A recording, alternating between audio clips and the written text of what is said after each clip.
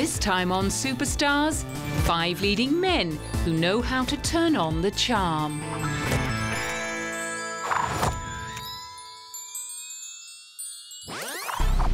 When Denzel Washington was honoured with an American Cinematech Award in 2002, his peers and co-stars were falling over themselves to pay tribute.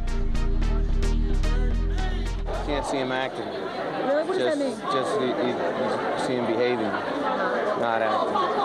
My favorite kind of acting. I mean, everything he does, especially for me, being a young black cat looking at somebody to pattern his, not only life but his career after, he's definitely a person that you can look at and say, this is the person I need to follow. Having won a Best Supporting Academy Award for his part in the 1989 film Glory, the son of a Pentecostal minister and beauty therapist had finally carried off a Best Acting Oscar for his part as a hard-bitten narcotics detective in Training Day. You grow wise, and then you can change things.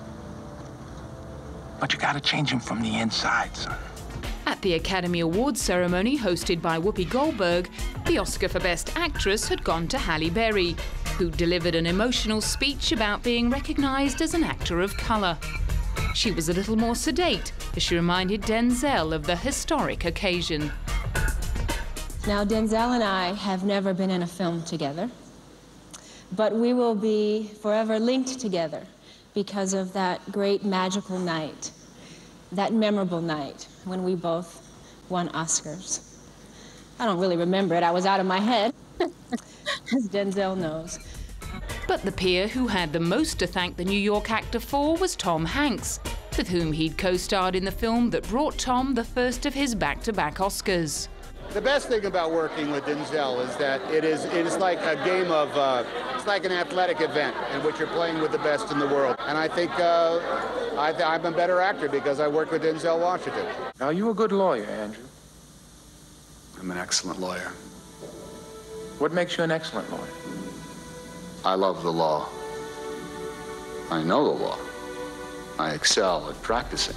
Philadelphia featured Denzel as a homophobic lawyer who eventually agrees to represent a gay man dying of AIDS, who claims he was unfairly dismissed from a law firm because of his sexuality. Far from letting all the praise go to his head, Denzel was uncomfortable about the fuss. I just want to thank you all very much for being here, and Jamie for embarrassing the hell out of me.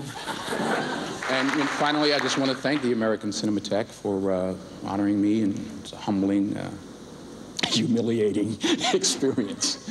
Thank you very much. 2002 also marked Denzel's directorial debut. Oh, you finished? I thought I was just getting started. Let me tell you something, son. You may have slipped your mind. Antoine Fisher, in which he also plays the part of a psychiatrist, tells the true life story of a naval officer who unlocks the memory of his sexually abused childhood and goes in search of the family he never had. Then, after playing a police chief and a CIA assassin, he signed up for the remake of 1962's Manchurian Candidate to play a brainwashed major who suffers recurring nightmares about Operation Desert Storm. The neighbors always say about serial killers. Somebody put an implant inside me. I got a good feeling they put one in you, too. You need to get help, Ben. At the LA premiere of the political thriller, he used all the media attention to send out a message about the importance of taking an interest in politics. Everyone should be attracted to politics. This is, this is our right. This is what we all fight for. This is why we're here. When you turn 18, you're allowed to vote. You have the right to vote. And everyone should exercise that right. It shouldn't take me or a movie or anything else. Your interest in what's going on around you. That should be enough. It should be. It ain't always, but it ought to be. In 2006, he was back on the red carpet to celebrate the release of 2 more thrillers. Deja Vu is the story of a Washington agent whose connection with a young woman may help him to stop a major catastrophe from happening in the future. What if you had to tell someone the most important thing in the world, but you knew they'd never believe you? I tried. It takes place like 4 days ago and now at the same time. It's a love story in reverse. Fall in love with a girl who's dead. If the plot of Deja Vu sounded a little convoluted, then the twist in his next film, Inside Man, was even more baffling. As hostage negotiator Keith Brazier, Denzel tries to unravel the bizarre mystery surrounding the perfect bank heist. Just let everybody stay calm, okay? Don't I sound calm to you? Yes, you do. The Keep 'em Guessing film, directed by Spike Lee, boasted plenty of other big names on its credit list. Willem Dafoe, Clive Owen and Jodie Foster. After that, Denzel finally dug himself out of the law enforcement groove to play a debate team coach who uses the power of words to shape a group of underdog students into an historically elite debating team in The Debaters.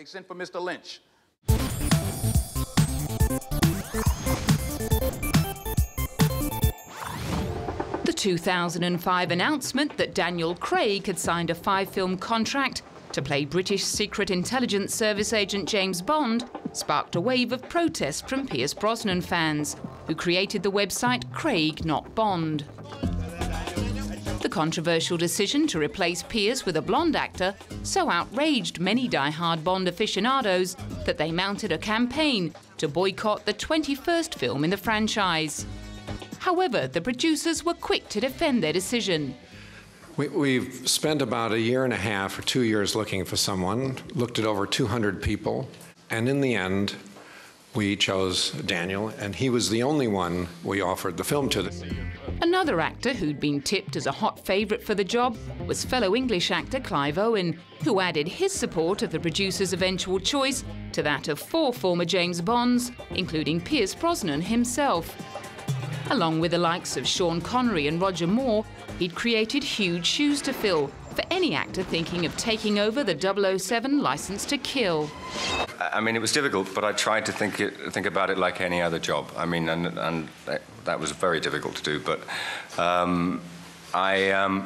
we've got an incredible script, and that's my first line of attack. And once I'd read that, I realized that I didn't have a choice. I had to go for it. The road to Casino Royale had begun back in 1991, when Daniel graduated from London's Guildhall School of Music and Drama. Parts on TV followed, and in 2001 he landed the part of Lara Croft's rival and love interest in Tomb Raider. After that, he rapidly began climbing his way up the food chain, with major roles in Road to Perdition, Sylvia, Layer Cake, and the second of 2 films about Truman Capote within a year.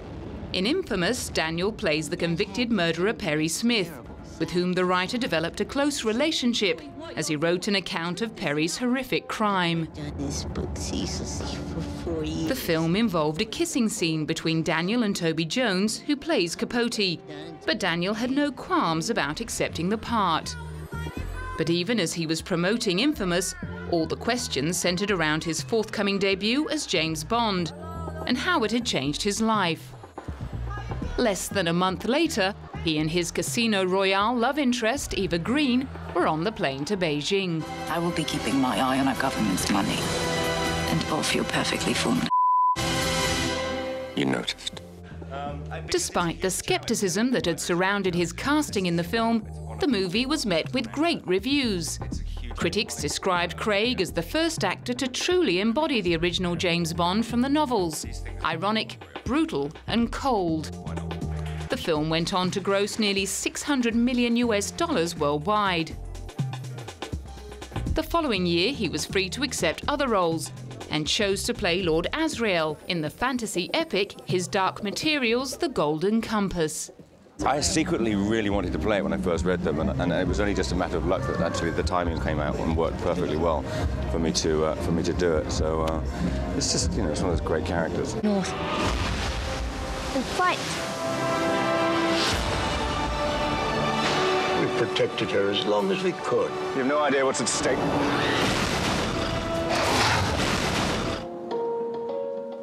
In Flashbacks of a Fool, he played a washed-up Hollywood star whose hedonistic lifestyle of sex, drugs and celebrity has taken its toll. Then it was back to Pinewood Studios to begin shooting his second Bond film, The Quantum of Solace. This time, the stakes were just as high. This movie has to stand up on its own, the same way the last one did. I mean, I wouldn't go into this unless I thought that we could make this a separate movie from the last movie, even though we're carrying on chronologically. However, this time around, producer Michael G. Wilson wasn't worried.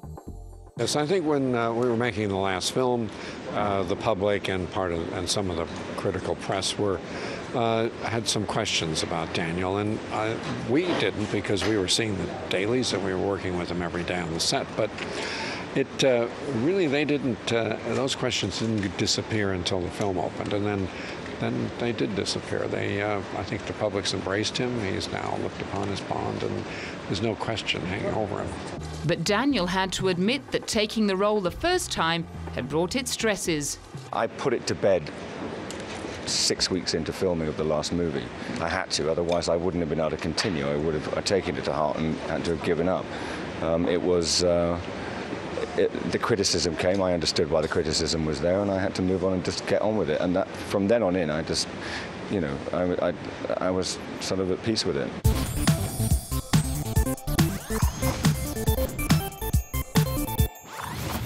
Towering Irish actor Liam Neeson has made a name for himself playing maverick heroes. And in 2008, at the age of 56, he was still socking it to the bad guys. In Taken, Liam plays a former spy whose daughter is kidnapped. He then uses his skills as an operative to hunt down her kidnappers. Now, that'll be the end of it. But if you don't, I will look for you. Where is she?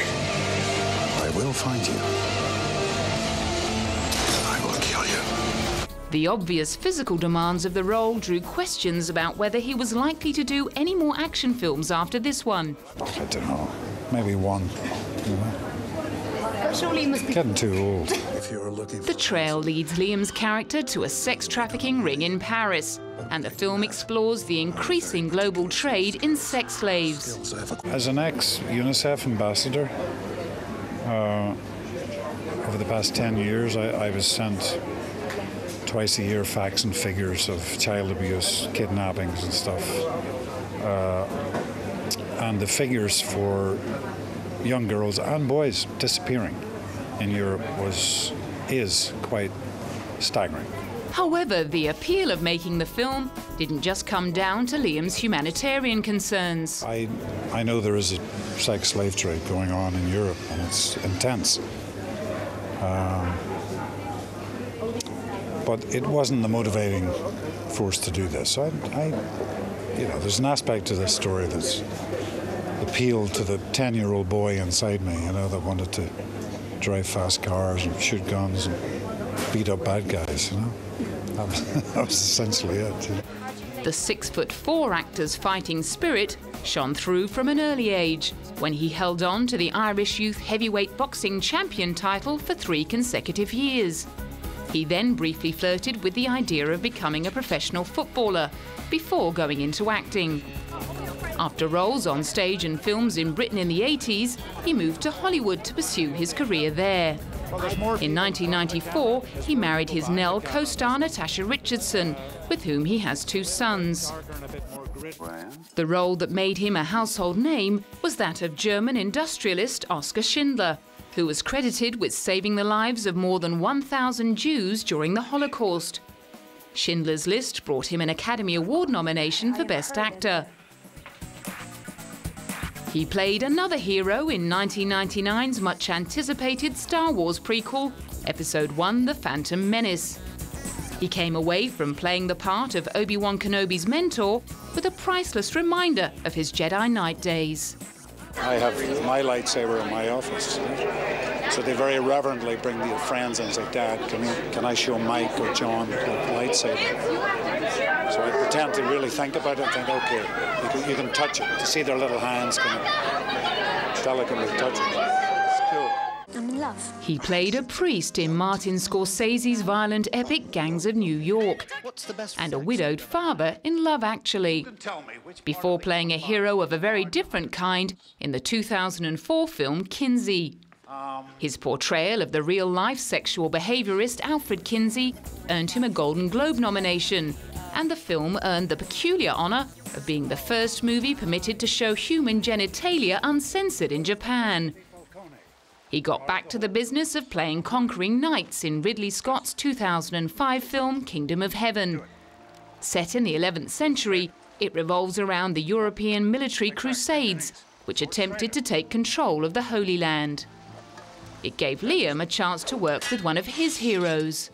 I thought it was a wonderful script that is, you know, dealing with an incredibly complex period of time. And I'm a big Ridley fan. I've loved Ridley Scott's movies from The Duelists on. He's one of the true masters. The same year, he starred in Batman Begins. He also lent his voice to the brave lion Aslan, who's determined to wrestle Narnia out of the clutches of the evil White Witch in the fantasy epic The Chronicles of Narnia, The Lion, the Witch and the Wardrobe. He's since reprised the role in the 2008 sequel.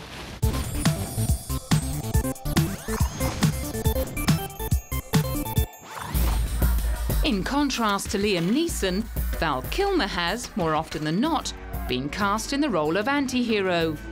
His role as Tom Cruise's nemesis in the 1986 blockbuster Top Gun set up the wild man image that set the tone for his 1991 outing as Jim Morrison in Oliver Stone's film The Doors.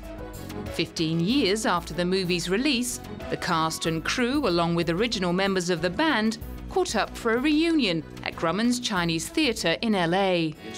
No time to wallow in the mire. Try now, we can only lose, and our love becomes a funeral pyre. At the after-party, Val told the story of how he convinced director Oliver Stone to let him sing in the movie. I did a kind of karaoke. I removed the lead vocals and I sang on the live Doors songs. And my proposition to Oliver Stone was, if you can't tell the difference, then you have to let me sing the songs live. And he said, sure, you know. And I fooled John Densmore and Robbie Krieger, the guitarist, and Oliver, because I went in and out of Morrison. I do one song mine and then one song Morrison. He also got the thumbs up from Doors drummer John Densmore. The poetry's in the dialogue, and Val was frighteningly close to Morrison. Gave me chills on the set when he was doing it. Meanwhile, Val's most distinct memory of making the film had nothing to do with playing Jim Morrison. The weirdest that's not in the film is Oliver landing in a helicopter in the desert. And he jumps out of the helicopter 7 in the morning, and you can hear it coming from miles away with an Oscar in his hand, because he'd won the night before for Born on the 4th of July. Yeah, that was a really wonderful, surreal moment. He enjoyed some respite from the anti-hero roles in the mid to late 90s, during which he played Batman, the Saint, and God. In 2002, he overcame his initial reluctance to play 70s porn star John the Wad Holmes, who was implicated in 4 highly publicized murders that took place in Laurel Canyon in 1981. For me, it's a love story because that's the point of view of the character. He's just going through all these situations in order to get out and get home, get her away. And he's not really considering the consequences, which is why, you know, it's such a horrible story, and why it's so dramatic, because sometimes we get in situations where the way out's so easy, but you think you're stuck. The following year, he played a good-hearted fitness instructor in another true story about a US Marine recruit, directed by indie filmmaker Reverge Anselmo. It was just one of 4 films he appeared in during that year. However, it was 2005's Kiss Kiss Bang Bang that truly returned Val Kilmer to red carpet prominence. Starring opposite Robert Downey Jr. in the action comedy, it offered him his first real opportunity to flex his comedy muscles since Real Genius in 1995. Writer-director Shane Black was delighted with his leading men. There's this reputation that both of them have. You know, that's the past. There was nothing on my set to indicate that they were anything other than consummate professionals. Val plays a private detective who teams up with a struggling actor to help actress Michelle Monaghan solve a murder case. Thrust into the cutthroat world of LA's pros, cons, losers and wannabes, Robert's character gets himself into all kinds of dangerous situations. You know, Hollywood is a center of a lot of dashed dreams because it's a kind of fantasy factory. People come out here, having been the most popular person in their little town, and get their hopes dashed. But every now and again, your dreams can come true. They did for me, even being from the San Fernando Valley.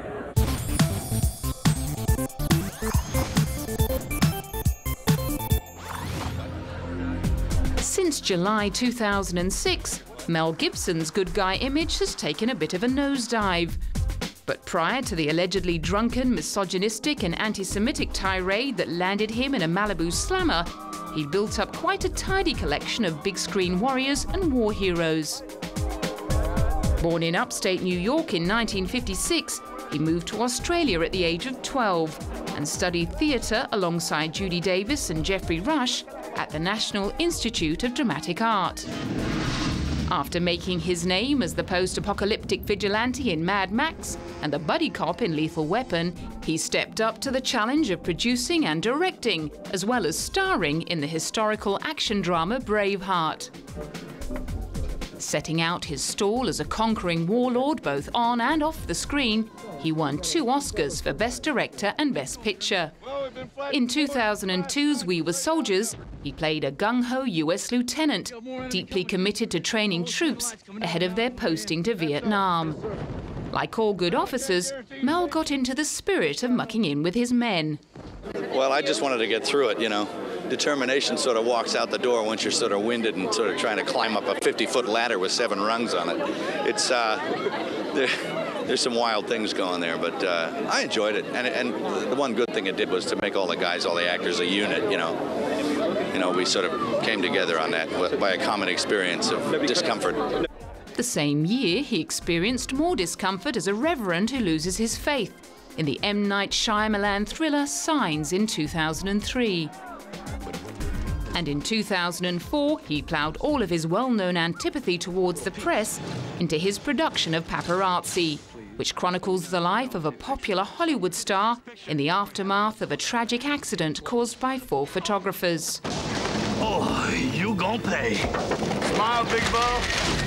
You get that? You live in color, Chief. He's a really, really smart guy. I mean, I think everybody knows that now. I mean, he's you know, as far as a producer is concerned, he was great because he gave Paul and myself and the writer, you know, a lot of freedom to write stuff that we wanted to put in and supported it and you know, gave his 2 cents when he wanted to. But it was, you know, he was very respectful of everybody and everything.